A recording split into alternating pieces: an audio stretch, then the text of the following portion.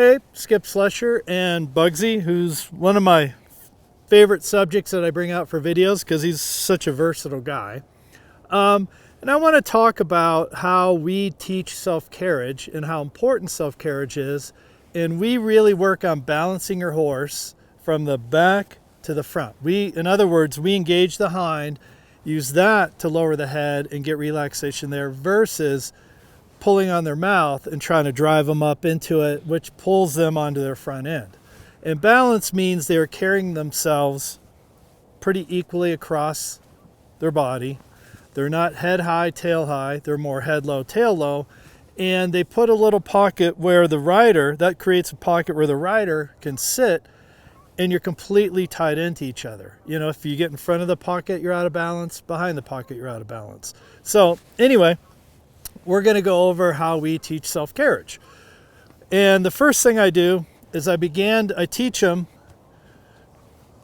to move the ribs off my inside leg. So you do that by rubbing your leg and then tipping your hand.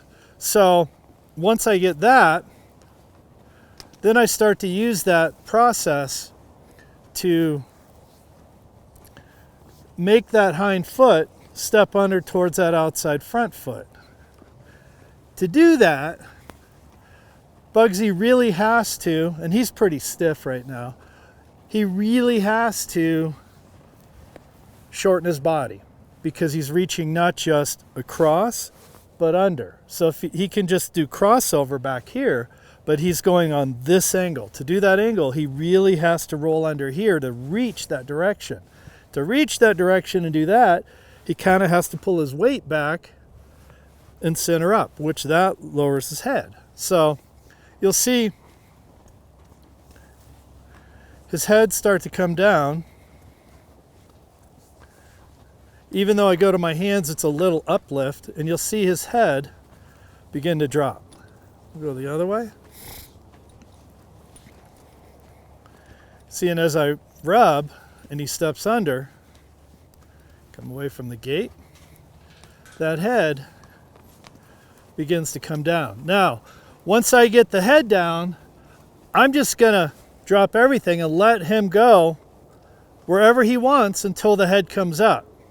So as long as he carries himself, now I'm just, because I don't want to leave the camera, I'll keep him clear this way, but he can go wherever he wants normally, and as long as his head is down and I feel him working off his hind, I don't do anything. I just let him travel and figure out that this is a pretty comfy place to be. And if his head comes up, like I'll just make it come up, then I go back to bending that rib, getting that foot, head drops a little right there, and then if we weren't headed right to the gate, I'd let him just go. So here we go, it's coming down, and I'm just gonna let him go. So I'm riding his back feet, I feel his back feet,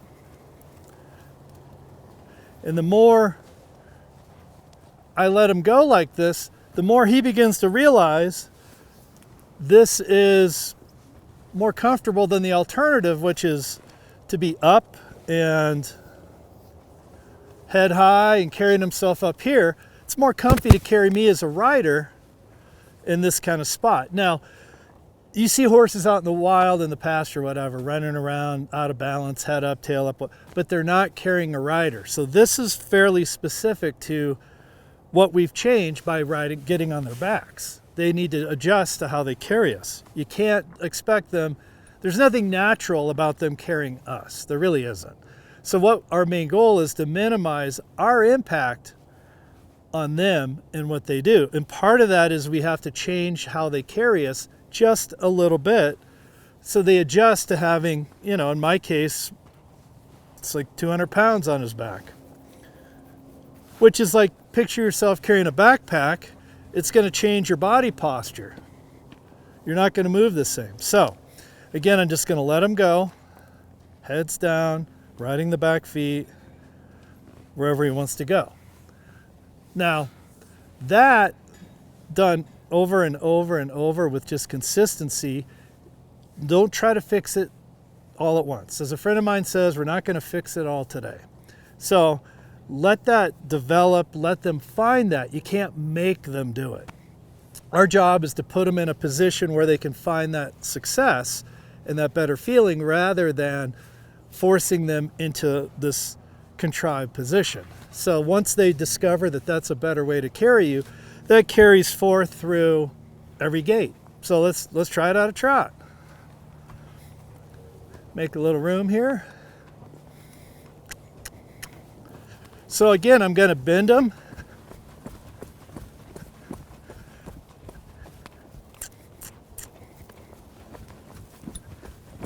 And there his head came down, so we're just going to trot however he wants to go, wherever he wants. So he's a little addicted to the gate where the camera is, so that's why we keep coming back to you. But the same principle is I get that head from shortening that back. So making that back reach up under is why the head's down. The head's not the goal, it's a result. So we'll try a trot again here.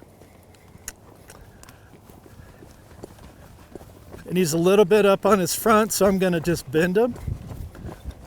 Bend him. Keep on those ribs. And there. So, he fought that a little bit, and sometimes they will. You pick up the trot, and they want to their head comes up, and they're, oh, this is different. So you just stay at it, keep bending, bending, bending, and the head will come down. Now, all this is it's different than some people do. A lot of people do. So that's how we get this head down balance. And then if you want, all you got to do at the finish of that is ask him